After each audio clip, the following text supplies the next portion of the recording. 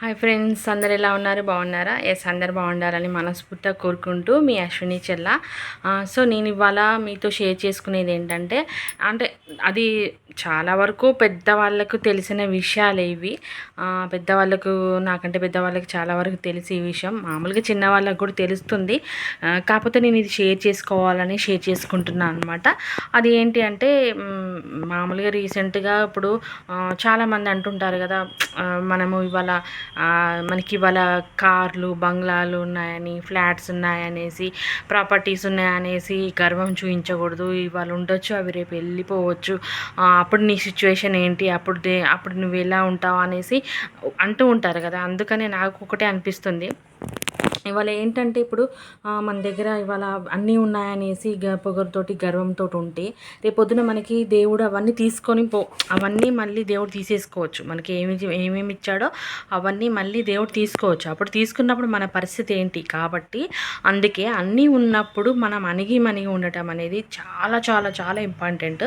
ఎందుకంటే ఇప్పుడు ఇవాళ దేవుడు కొన్ని ఇచ్చాడు మనకి. అవి డబ్బు రూపంలో అయినా కావచ్చు, వస్తు రూపంలో అయినా కావచ్చు, ఇంకేదైనా కావచ్చు. మనకి ఇచ్చాడంటే మనం అందులో ఎవరికైనా ఎంతో కొంత సహాయం చేయటం అనేది చాలా నేర్చుకోవాలి. ఎందుకంటే ఇవాళ మనకిచ్చాడు, రేపొద్దున తీసేసుకున్నాడు. తీసుకోవచ్చు, తీసుకోకపోవచ్చు. తీసుకున్నాడు అనుకోండి, మనం చేసిన సహాయం ఉంటుంది కదా, మనం చేసిన సహాయం ఏంటంటే మళ్ళీ మనకి దేవుడు మళ్ళీ మనిషి రూపంలో మనకి ఆ సహాయం అనేది, మనం చేసిన సహాయం మళ్ళీ మనకి రిటర్న్, మన కర్మ ఇస్ బ్యాక్ అంటారు కదా, అలా మనకు రిటర్న్ వస్తుంది. ఇప్పుడు మనం ఏమి చేయకుండా నాకుందిలే అని గర్వం చూపించేసి ఉందనుకోండి, రేపొద్దున మనకి అది లేనప్పుడు, మనకేమీ లేనప్పుడు దేవుడు అరే ఒకప్పుడు నువ్వు సహాయం చేస్తుంటే బాగుండేది, నేను నీకు సహాయం చేసేదాన్ని అన్నట్టు ఆ దేవుడు కూడా అనుకుంటాడు అనమాట. మనుషులే కాదు, దేవుడు కూడా అదే ఫీలింగ్ వస్తుంది అనమాట. వచ్చి మనం అప్పుడు మనకి చుక్కలు కనిపిస్తాయి అనమాట. అందుకనే అన్నీ ఉన్నప్పుడు మణిగి ఉండటం అనేది నేర్చుకోండి. ఇంకొకటి ఏంటంటే, ఇప్పుడు ఇళ్ళల్లో చూస్తూ ఉంటాం మనం, ఇవాళ మనకి వయసులో ఉన్నాము, సంపాదిస్తున్నాము అంటే చాలామంది గర్వం చూపిస్తూ ఇంట్లో మగవాళ్ళు ఆడవాళ్ళని కొట్టుకోవడం, అక్క చెల్లెలు కొట్టుకోవడం, అన్నదమ్ములు కొట్టుకోవడం, ఇలాంటివన్నీ జరుగుతూ ఉంటాయి. కానీ పొద్దున వయసు అయిపోయాక అప్పుడు మనం ఒక మూలన మంచం మీదనో చైర్లను పడినప్పుడు వాళ్ళకి అవన్నీ గుర్తొస్తాయి. ఒకప్పుడు బాగున్నప్పుడు ఇంత చేసావు నువ్వు అనేసి. అప్పుడు చూసుకునేది ఎవరు?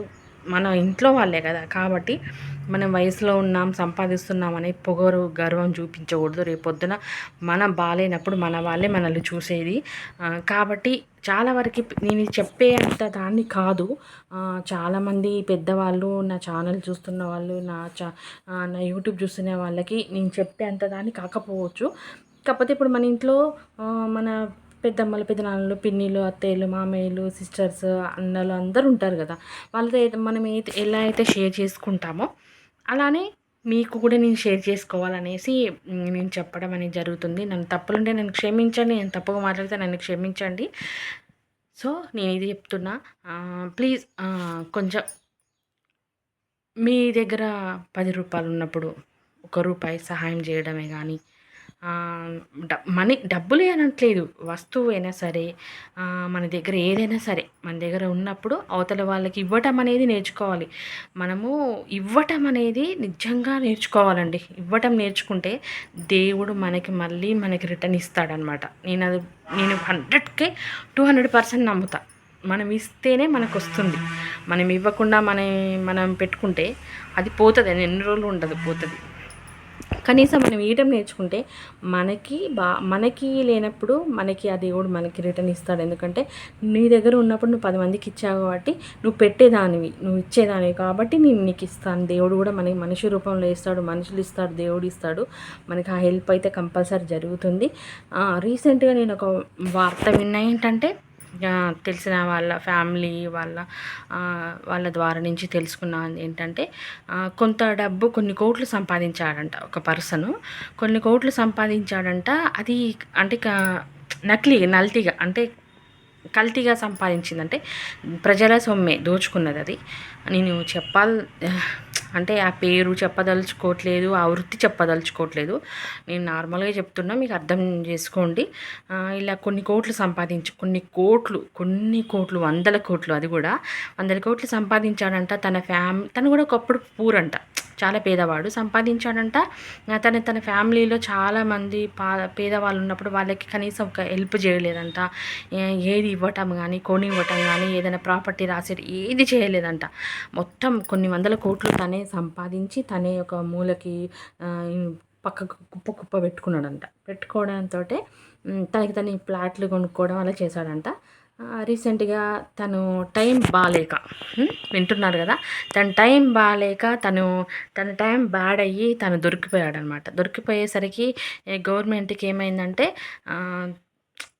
మొత్తం తీస్తారు కదా అన్నీ, మొత్తం ఎక్కడెక్కడ ఏముంది అని మొత్తం బ్యాక్గ్రౌండ్ ఏంటి, ఏంటి, ఏం కొన్నాడు, ఏమున్నాయి ప్రాపర్టీ, ఎంత క్యాష్ ఉంది, ఎంత గోల్డ్ ఉంది, మొత్తం డీటెయిల్స్ తీసేవరకు మొత్తం దొరికిపోయాడు అనమాట. కొన్ని వందల కోట్లు తను బయటపడాడు అనమాట. సో చూసారు కదా, ఇప్పుడు ఏమీ లేవు, పోయి జైల్లో ఉన్నాడు అనమాట.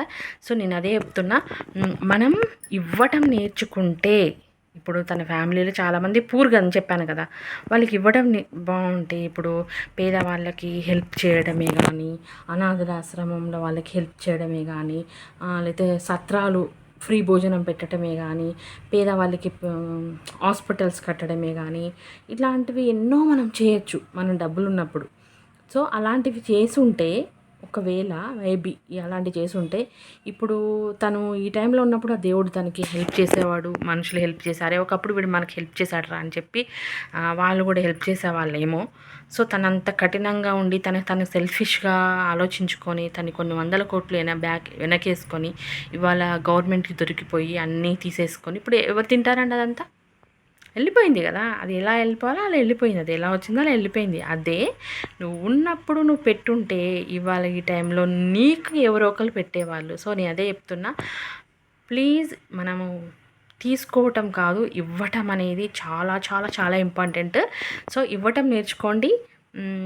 అది ఏదైనా సరే, క్యాష్ అయినా సరే, వస్తువైనా సరే, సామాన్లైనా సరే, ప్రేమ అయినా సరే ఇవ్వటం నేర్చుకోండి. సో తిరిగి మీకు అదే దేవుడు ఇస్తాడనమాట. సో తప్పులు మాట్లాడుంటే నన్ను క్షమించండి. నేను ఇది ఎవరిని ఉద్దేశించి ఎవరిని బ్యాడ్ చేయాలని కాదు, రియల్గా నాకు ఒక పర్సన్ గురించి తెలిసిందే నేను మాట్లాడుతున్నాను అనమాట. సో ఈ వీడియో నచ్చితే ప్లీజ్ లైక్ చేయండి, షేర్ చేయండి, కామెంట్ చేయండి, సబ్స్క్రైబ్ మాత్రం మర్చిపోవద్దు. Thanks for watching.